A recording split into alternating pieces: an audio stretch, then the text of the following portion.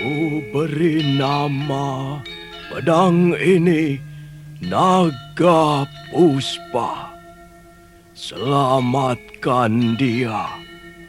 Jangan sampai jatuh ke tangan pendekar berwatak jahat.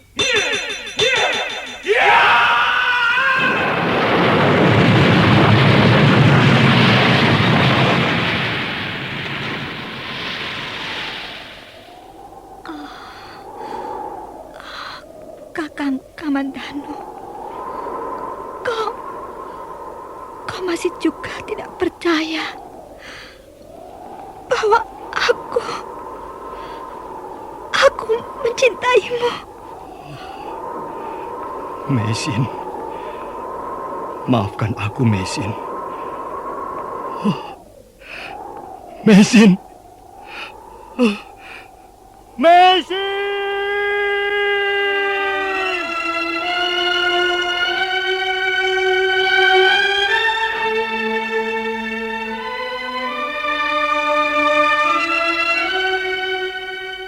Tutur Tinula.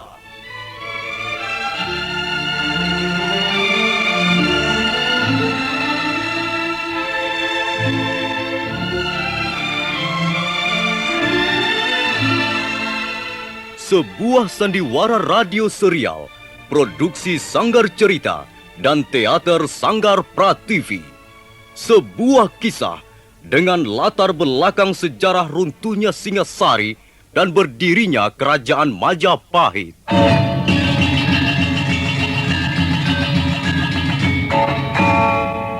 Sandiwara ini didukung oleh pemain-pemain radio yang sudah ternama. Ferry Fadli, Ivone Rose, dan Eli Ermawati.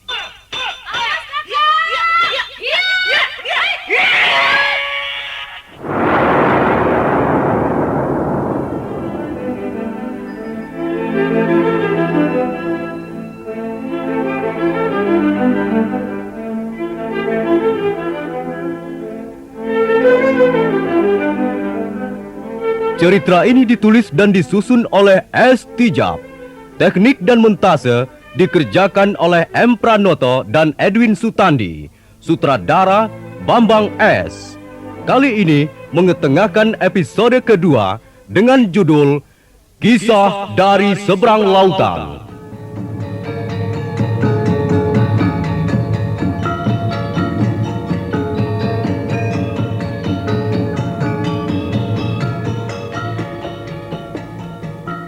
Dalam seri yang ke-49 ini didukung oleh para pemain Edi Dosa sebagai Lo Sisan, Freddy Kanser sebagai Madangkungan, Yuli sebagai Kurantil, Withari sebagai Marangke, Wenda Lubis sebagai Langkir, Yoko sebagai Aki Lumpang, dan Nusri pembawa cerita. Selamat menikmati.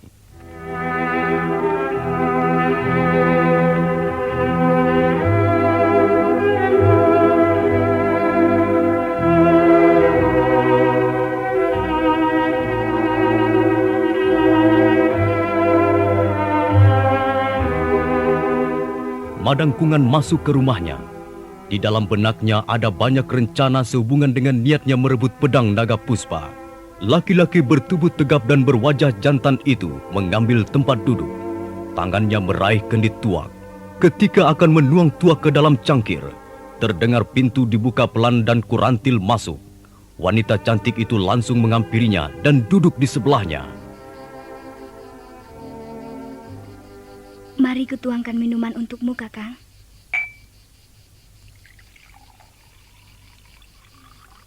Nah, minumlah, Kakang.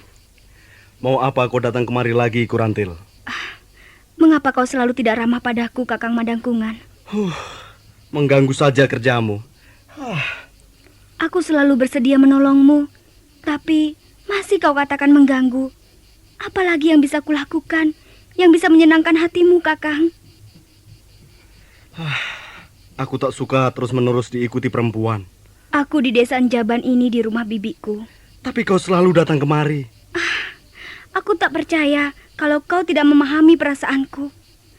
Aku mencintaimu, Kakang Madangkungan. Aku ingin menjadi istrimu. Bukankah Aku sudah membuktikan bahwa aku mencintaimu. Kurantil, dengar baik-baik. Perempuan bisa hidup hanya dengan cinta. Tapi laki-laki membutuhkan yang lain. Aku tahu, kau seorang pendekar, seorang jawara. Kau memang membutuhkan yang lain dan bukan hanya cinta. Tapi, tak ada kasih waktu untuk menikmati hidup ini dengan bercinta. Kakang, betapa manisnya saat-saat itu.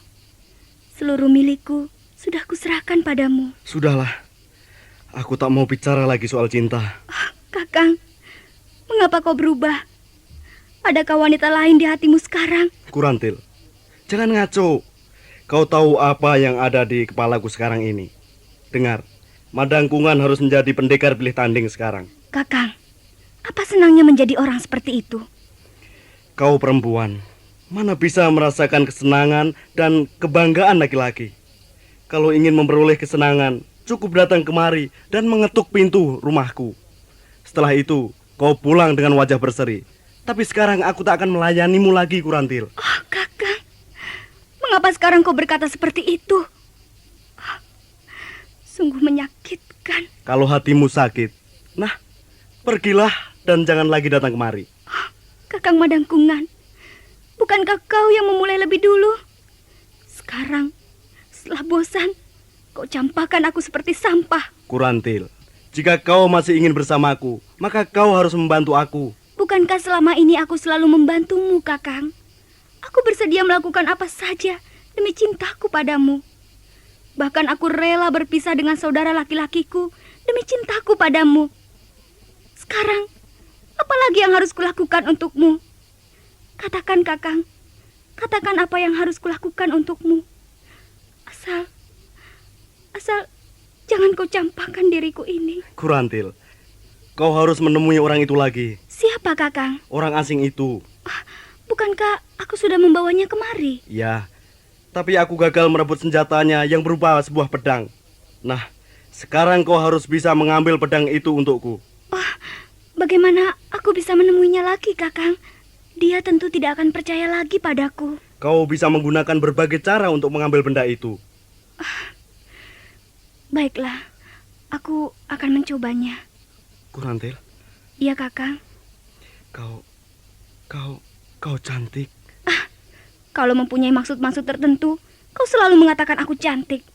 Tapi setelah maksudmu tercapai, kau lalu berubah menjadi dingin. Tidak, Kurantil. Kau memang cantik. Aku tidak tahu lagi, Kakang. Apakah aku ini cantik atau jelek? Mungkin suatu saat aku tampak cantik olehmu, dan pada saat lain tampak jelek dan menyebalkan. Kurantil, percayalah, kalau aku nanti sudah menjadi pendekar pilih tanding, menjadi pendekar yang diperhitungkan di seluruh wilayah Kediri, kau tahu apa yang pertama aku lakukan? Kau bisa melakukan apa saja, Kakang. Mana aku tahu. Kau harus tahu, aku akan mengawinimu. Sudahlah, Kakang. Kurantil. Sudahlah, Kakang. Aku harus pergi menemui orang asing itu. Aku tahu, dia menginap di rumah minum Kilumpang.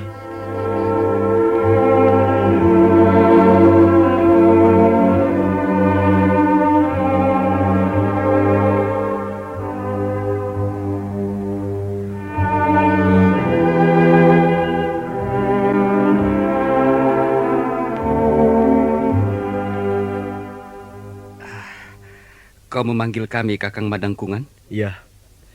Kalian berdua kutugaskan mengawasi Kurantil. Ikutilah dia dari kejauhan. Dia akan pergi menemui orang asing itu. Kalian, Langkir dan Marangkeh, harus menjaga keselamatannya. Awas, kalau sampai terjadi sesuatu yang buruk atas diri gadis itu, kalian yang harus bertanggung jawab. Baik, Kakang. Baik, Kakang.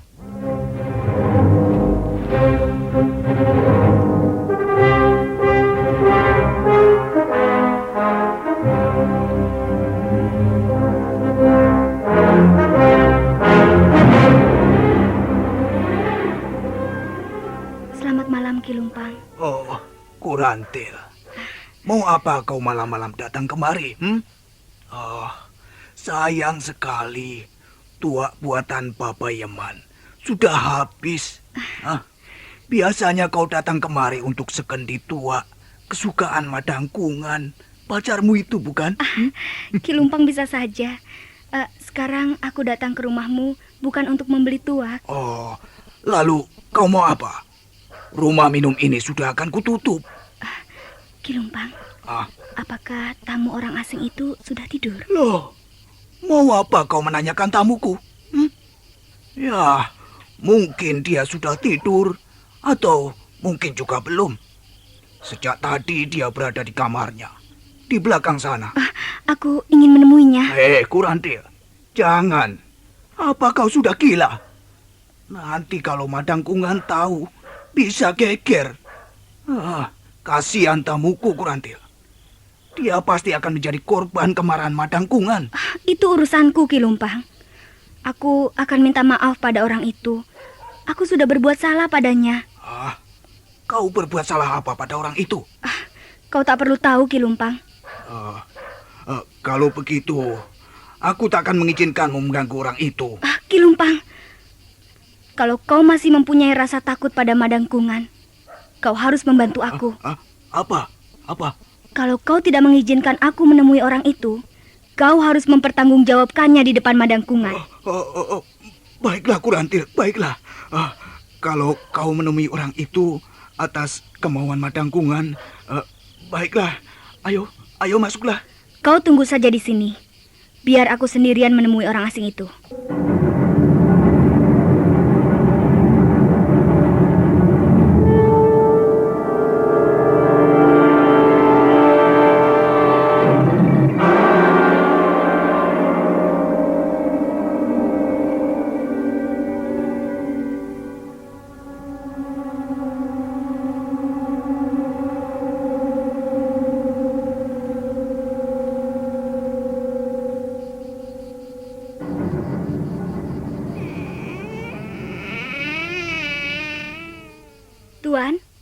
Tuan Lo. Mau apa we kemari ya? Ayo pergi, cepat pergi ha. Tuan Lo, Hanya, saya pergi. datang. Datang untuk menipu aku lagi ya? Aku tidak percaya lagi padamu ha. Pergi, ayo pergi. Tuan Lo, saya datang untuk minta maaf. Saya sungguh menyesal. Tak perlu kau menyesal. Kau hampir saja membunuh aku. Saya terpaksa melakukannya, Tuan Lo. Saya dipaksa melakukannya. Siapa yang memaksamu? Madangkungan. Dia pendekar yang bengis dan kejam. Dia banyak mempunyai kaki tangan di desa Jaban ini. Kalau saya tidak mau menjalankan perintahnya, saya akan dibunuh. Bahkan keluarga saya juga diancam pembunuhan. Apakah desa ini tidak mempunyai pemerintahan? Hingga orang-orang seperti itu bisa bebas bertindak sewenang-wenang. Desa ini jauh terpencil, Tuan. Hukum yang berlaku di sini, siapa kuat, dia akan menang. Bahkan, kepala desa sendiri tak mampu bertindak apa-apa. Karena itu, maafkanlah saya, Tuan. Saya terpaksa melakukannya. Saya takut melawan perintah Madangkungan. Baiklah. Lupakan soal itu. Tuan, saya takut sekali. Hanya, apa lagi yang kau takutkan? Saya takut kaki tangan Madangkungan mengikuti saya. Saya tidak berani keluar dari rumah minum ini. Coba kau tunggu sebentar. Saya akan melihat apakah ada orang yang mengikutimu. Pendekar laut tanpa curiga lagi melangkah keluar, dan kesempatan baik itu dimanfaatkan oleh Kurantil. Buru-buru dia mengeluarkan sesuatu dari lipatan kainnya dan menaburkannya ke cangkir minuman. Tak lama kemudian, pendekar laut sudah kembali lagi.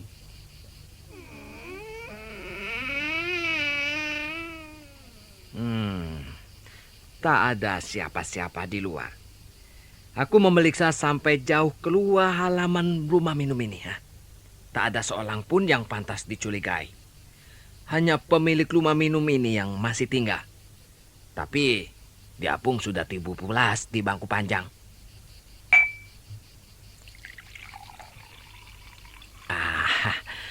Kau tak perlu merasa khawatir lagi ya. Terima kasih, Tuan Lo. Kalau malam ini tak ada kejadian apa-apa, besok saya akan meninggalkan desa ini. Saya akan kembali ke rumah orang tua saya di desa Pongging. Jadi kau bukan warga desa ini? Bukan, Tuan. Saya di sini tinggal bersama Bibi untuk sementara. Saya tidak tahu keadaan desa ini begitu rusuh, tidak aman. Dan semuanya gara-gara Madang Kungan dan kaki tangannya. Baiklah. Kalau begitu kau boleh istirahat di ruangan ini. Dan Tuan Lo? Aku bisa tidur di mana saja. Jangan merasa tidak enak. Pakailah saja ruangan ini untuk istirahat. Pendekar Lo lalu bangkit dari tempat duduknya, tapi mendadak dia mendekap kepalanya. Kepalaku.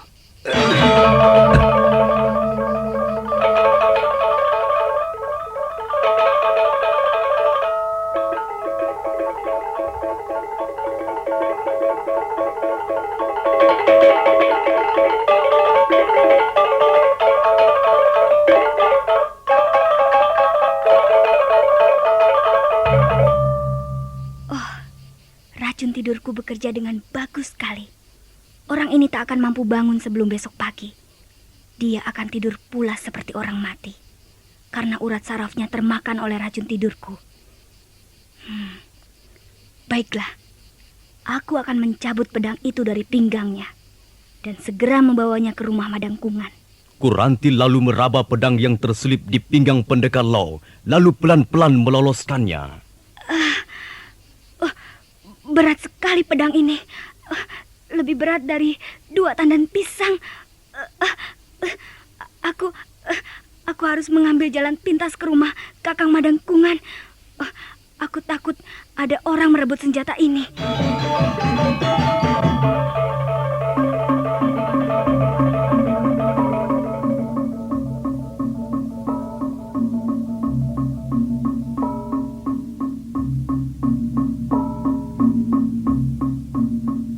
Kurantil dengan susah payah menggotong pedang yang ukurannya memang besar itu.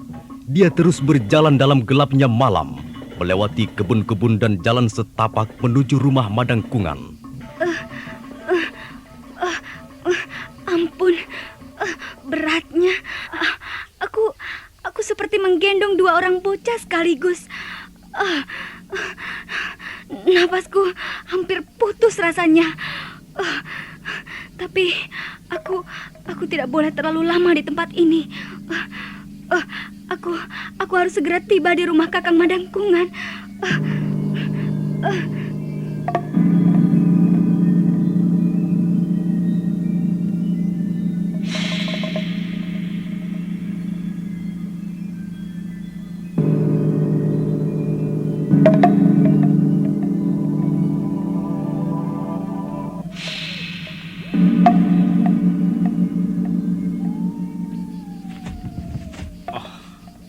Ada apa, Langkir?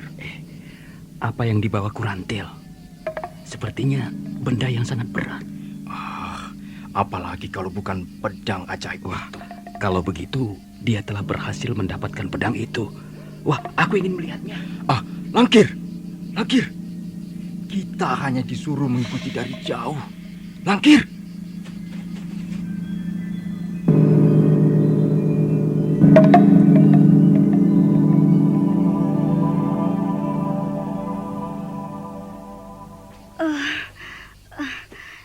Istirahat dulu sebentar.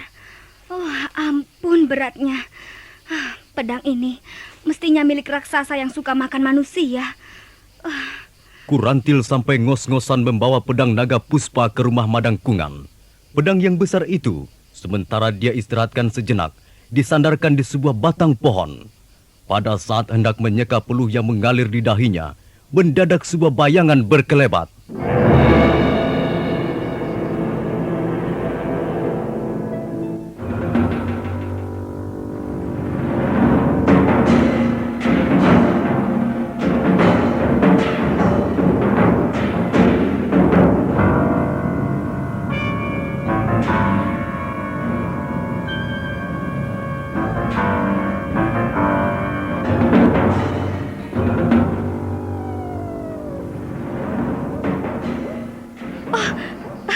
Siapa kau? Jangan takut, Kurantil. Aku Langkir. Aku ingin melihat apa yang kau bawa itu. Sepertinya barang yang sangat berat. Jangan, jangan Langkir. Pedang ini harus kuserahkan kepada Kakang Madangkungan sekarang juga. Jadi kau sudah berhasil mencuri pedang itu? Bagus. Coba, aku mau melihatnya. Jangan Langkir. Sebentar saja. Aku hanya mau melihat sebentar saja. Lepaskan. Sebentar. Kau ini pelit sekali. Aku hanya ingin melihat sebentar. Tidak.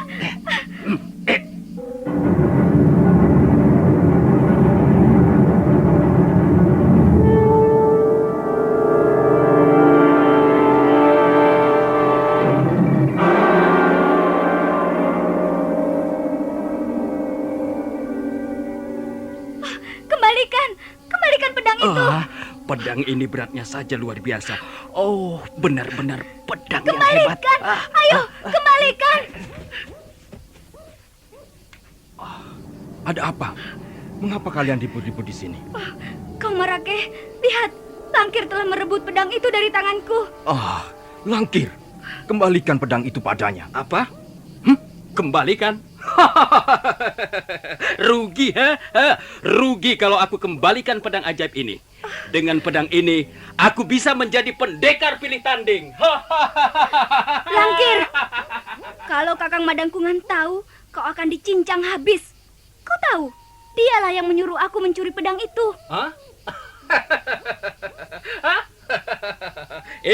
Dia yang menyuruh, kau yang mencuri, dan aku yang sekarang memilikinya. Kau memang manusia busuk. Cukup, Marake. Cukup. Jangan memaksa aku menggunakan pedang ini. Kau sudah melihat sendiri bagaimana dahsyatnya senjata ini. Kau tidak berhak memiliki senjata itu, Langkir. Sekarang senjata ini sudah berada di tanganku. Tidak seorang pun ku biarkan mengambilkannya. Aku yang akan mengambilnya, Langkir.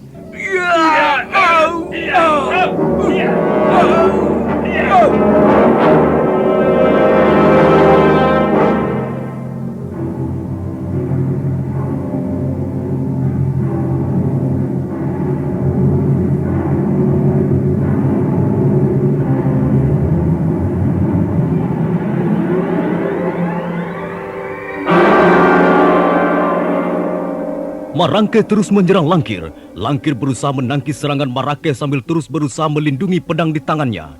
Karena Marake terus menyerang bertubi-tubi dan terus menerus, Langkir menjadi kesal juga. Marake, kau iri ya? Kau iri padaku. Kau selalu iri padaku. Karena itu, kau akan merasakan akibatnya.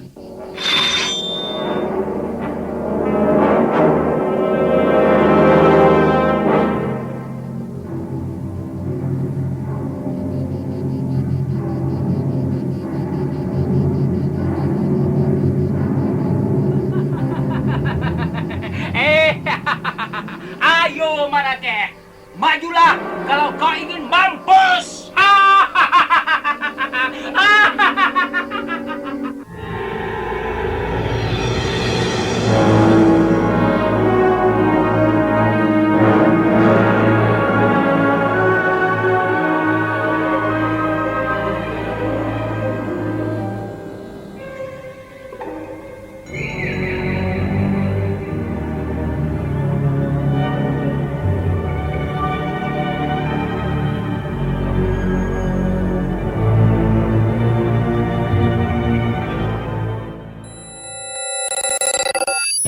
Sembilan 96 Bintang Tenggara. Satu hati, satu frekuensi.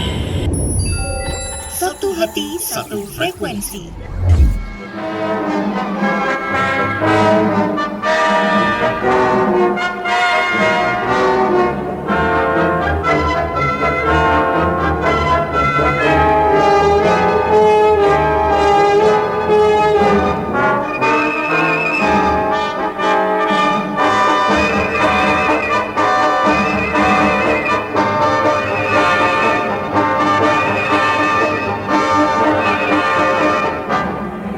Langkir menghunus pedang naga puspa.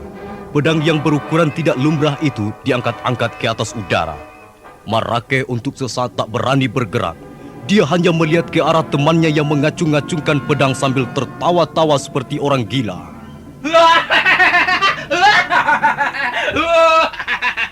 Ayo, siapa yang berani melawan aku sekarang?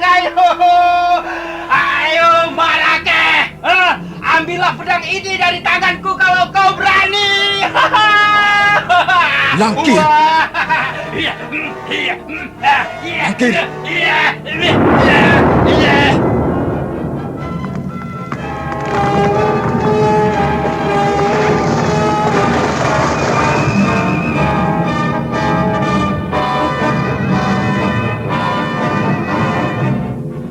Kau gila.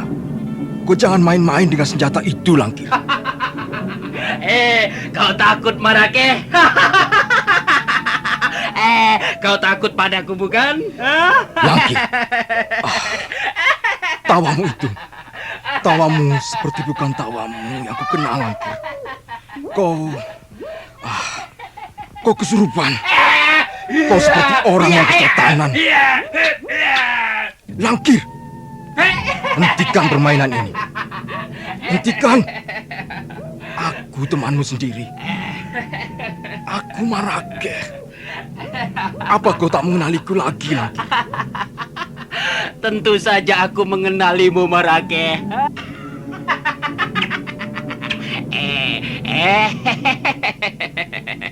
Dan mulai sekarang, mulai malam ini, kau harus menganggap akulah pendekar paling atas di desa Njaban ini. Aku jauh lebih unggul dari Madangkungan. Tidak bisa begitu, Langkir. Bagaimanapun Kakang Madangkungan adalah pimpinan kita. Tidak. Akulah pimpinan pendekar Njaban, bukan lagi Madangkungan. Kalau ada orang yang berani melawan aku, dia akan kubinasakan. Langkir terus mengamuk dengan membabatkan pedang naga puspa ke kiri atau ke kanan. Sekali waktu pedang itu menebas pohon atau batu padas hingga roboh dan hancur. Tapi mendadak Langkir berhenti. Marake dapat melihat wajah temannya itu menegang dan matanya melotot dengan hebat sekali. Tubuhnya menggigil seperti kedinginan. Kemudian tubuh yang menggigil itu bergetar. Tangan Langkir mengejat-ngejat dan terayun-ayun ke atas. Langkir. Langkir.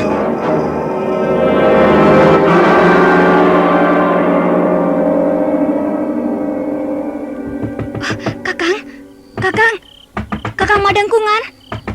Kakang.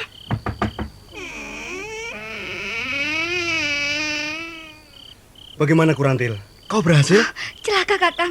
Aku sudah berhasil mencuri pedang itu. Tapi... Tapi kenapa? Mana pedang itu? Mana? Kakang, di tengah jalan Langkir mencegat aku dan pedang itu direbutnya. Kurang ngajar Langkir. Bakar makan tanaman. Jangan, Kakang. Langkir seperti orang gila. Dia mengamuk dengan menebaskan pedang itu sesuka hatinya. Jangan menemuinya, Kakang. Berbahaya sekali. Ayo tunjukkan di mana Langkir berada. Jangan, Kakang. Aku takut. Ayo tunjukkan, cepat. Kalau dia tidak mau menyerahkan pedang itu, akan kubunuh. Ayo cepat.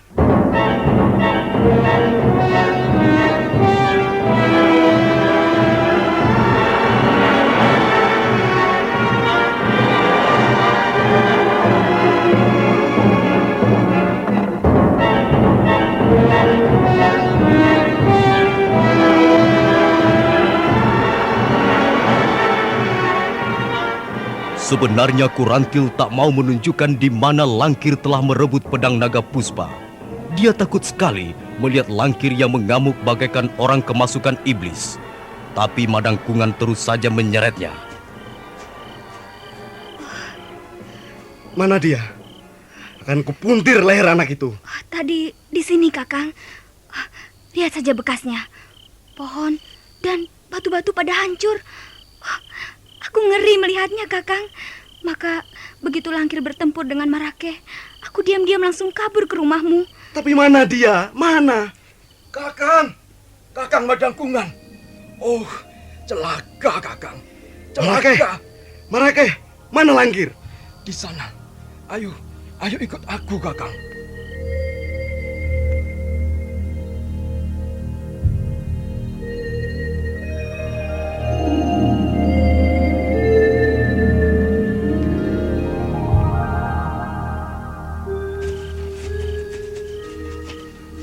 Lihat, Kakang. Langkir. Langkir telah mati. Mati? Ya, tadi dia mengamuk seperti orang kesurupan, Kakang. Tapi mendadak tubuhnya mengejang. Matanya melotot. Dan akhirnya dia roboh tak berkutik lagi. Dari telinga dan mulutnya keluar darah kental kehitam-hitaman, Kakang. Mengerikan sekali, Kakang. Coba kalian minggir. Aku akan melihat lebih jelas. Hati-hati, Kakang.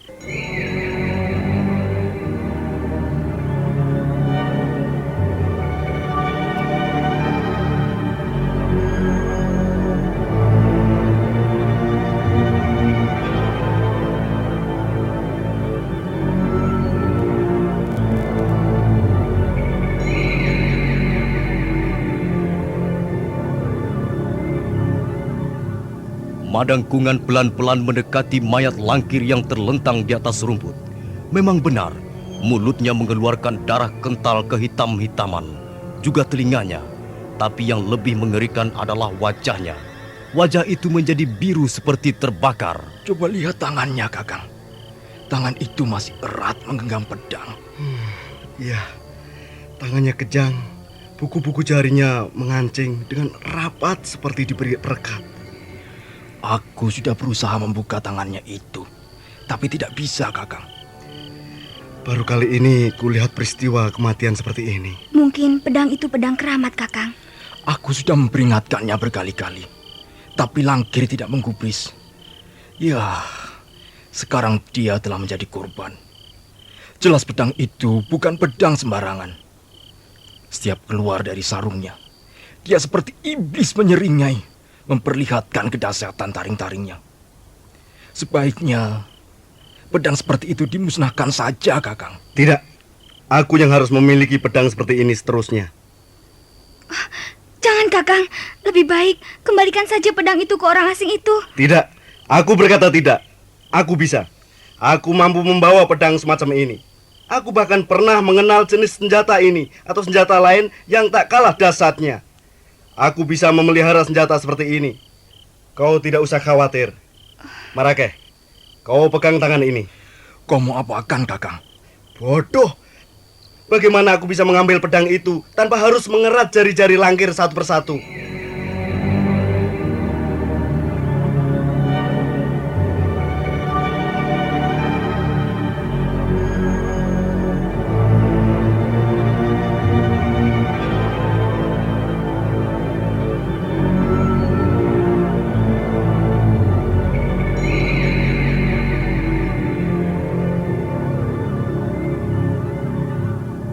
Madangkungan mengeluarkan sebilah pisau kecil. Kemudian dia mulai memotong jari-jari tangan Langkir yang sudah kaku seperti akar kayu. Baru setelah jari-jari Langkir terputus seluruhnya, pedang naga puspa bisa diangkat.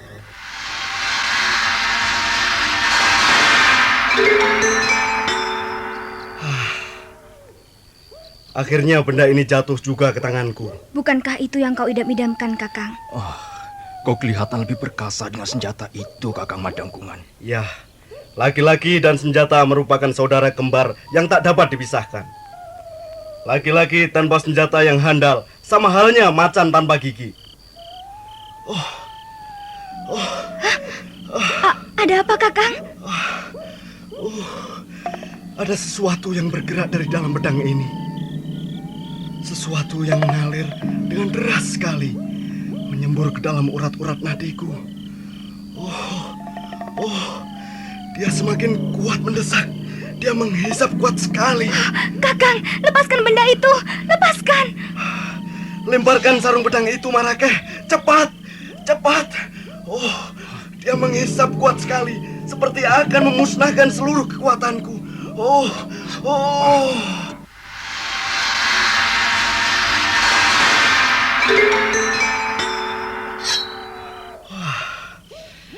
Senjata ini benar-benar luar biasa. Tapi dia juga berbahaya sekali, Kakang. Benar, Kakang. Lebih baik kau tidak usah memilikinya. Kembalikan saja pada orang asing itu. Tidak, dia akan menjadi milikku selamanya. Tapi aku tidak ingin melihat kau seperti Langkir. Aku Madangkungan, bukan Langkir. Aku hanya belum biasa memegang pedang ini. Kalau sudah biasa, tak akan ada masalah lagi. Kalau orang asing itu bisa membawanya ke sana kemari, mengapa aku tidak? Sudahlah, ayo kita tinggalkan tempat ini. Kau, Marakeh, Ya. bawa beberapa orang temanmu dan ajak mereka mengubur mayat Langkir. Ah, baik Kakang.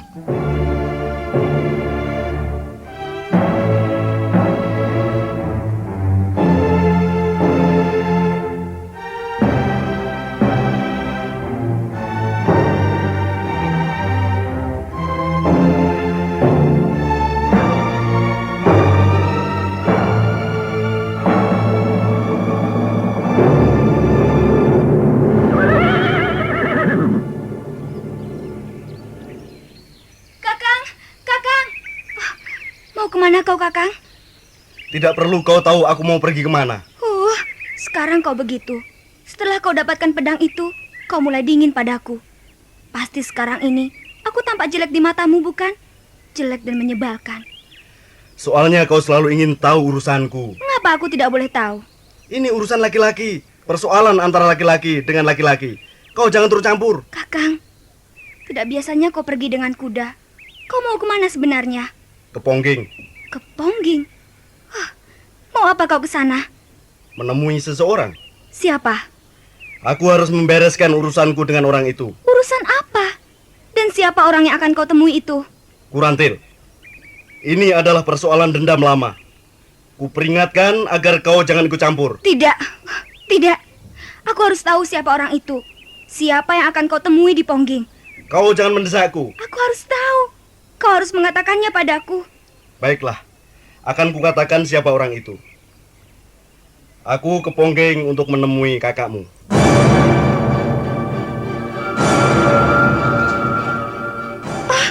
Jangan, Kakang, jangan. Pakling harus mati di tanganku.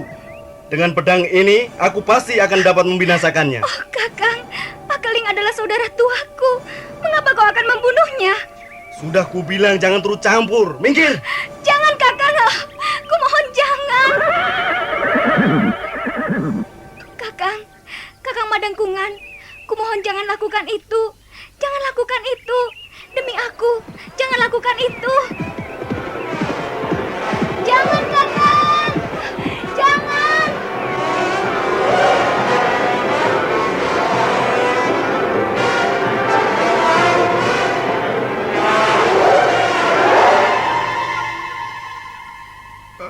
Sungguh, Tuan. Saya tidak tahu, Tuan. Bohong. Kau pasti tahu. Saya tidur pulas di pangku panjang ini sampai pagi, Tuan. Saya tidak tahu apa yang terjadi, Tuan. Telah 2 kali perempuan itu menipu aku, ha? Kemarin dia menjebak aku. Dia mengatakan mau mengantarkan aku ke rumah Aki Gumblek. Ternyata dia membawa aku ke rumah orang yang bernama Madangkungan. Benar-benar kurang ajar. Tapi Tuan, saya benar-benar tidak tahu, Tuan. Maafkan saya, Tuan. Kau pemilik rumah penginapan yang tidak bertanggung jawab, ya? Hah? Aki Gumblek.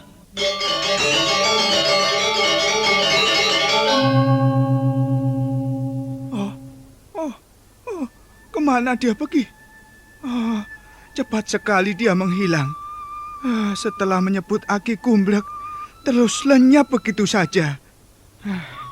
Ada urusan apa lagi dia dengan ahli obat itu?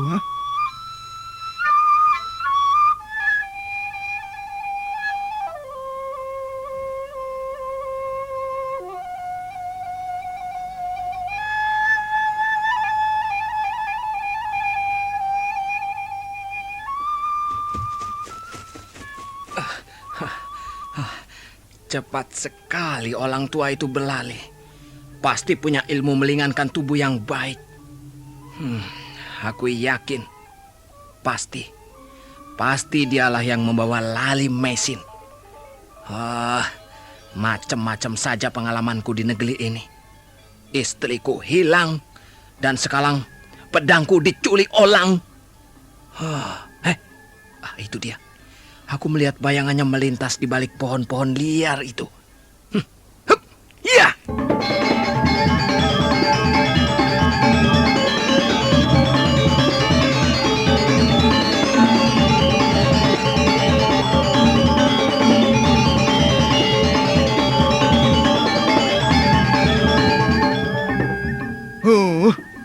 kau yang bikin gara-gara, Kurantil. Tamuku itu marah-marah. Apa yang kau lakukan pada orang itu, ha? Dia mengatakan pedangnya hilang dan dia tidak sadarkan diri sampai pagi. Kau yang melakukannya, bukan? Kau yang mencuri senjata orang itu, bukan? Iya, Ki Lumpang. Memang aku yang melakukannya. Nah, sekarang kau mau apa lagi datang kemari? Mau mencuri uangnya? Oh, Ki Lumpang, tolonglah aku. Aku harus menemui orang itu, penting sekali. Semalam kau juga merengek-rengek begitu. Dan nyatanya, kau menemuinya hanya untuk mencuri barangnya. Oh, tolong Ki Lumpang, ini persoalan nyawa manusia. Nyawa Pak Keling kakakku terancam. Lalu kau mau apa? Mau apa? Aku mau menemuinya. Tidak ada. Bohong. Dia sudah pergi. Kalau tidak percaya, lihat saja kamarnya. Dia pergi kemana? Tadi dia di sini. Begitu melihat Aki Gumbrek, dia lalu pergi mengejar. Entah ada urusan apa, aku tidak tahu. Aki Gumbrek. Kalau begitu, aku harus pergi ke rumah ahli obat itu.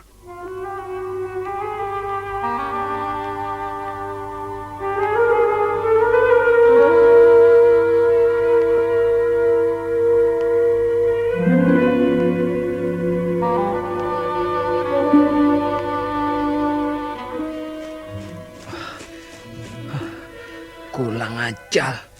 Orang tua itu mengajak main kucing-kucingan rupanya. Dia hilang lagi. Cepat sekali dia menghilang. Itu dia. Sekarang kau tidak bakal aku lepaskan. Kau pasti kutangkap.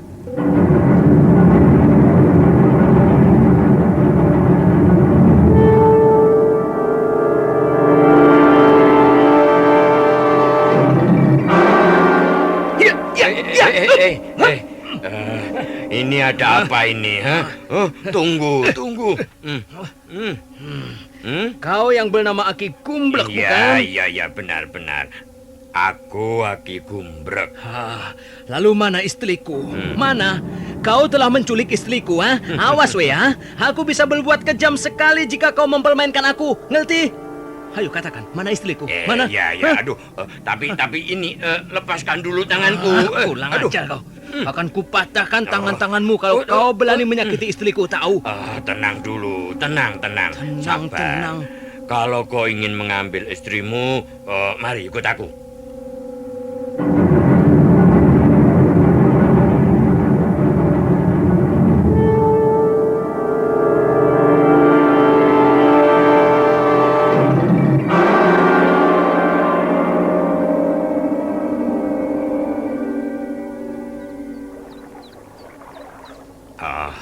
Aku bukannya mempermainkanmu.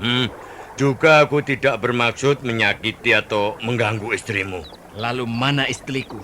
Kalau sampai terjadi apa-apa dengannya, kau yang harus menanggung akibatnya. Istrimu tidak apa-apa. Sekarang sudah mulai sembuh.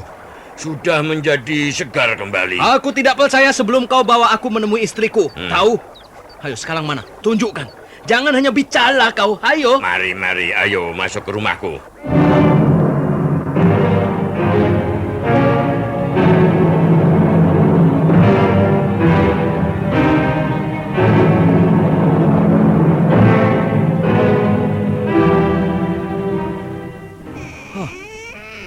Kenapa kosong? Mana istriku? Oh, iya.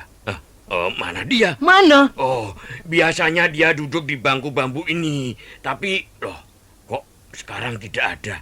Oh, bagaimana ini? Hei, Aki Gumbrek, kau jangan mempermainkan aku, ha? Kau kurang ajar. Iya. Tunggu. Aduh, Tidak bisa. jangan pukul aku. Tunggu.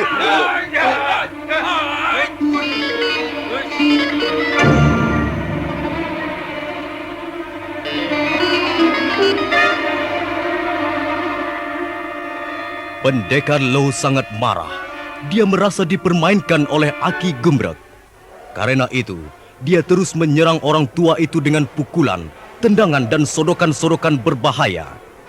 Nah, para pendengar sekalian, bagaimana kisah selanjutnya? Apa yang terjadi dengan istri pendekar Low sebenarnya? Silakan mengikuti seri berikutnya. Sampai jumpa.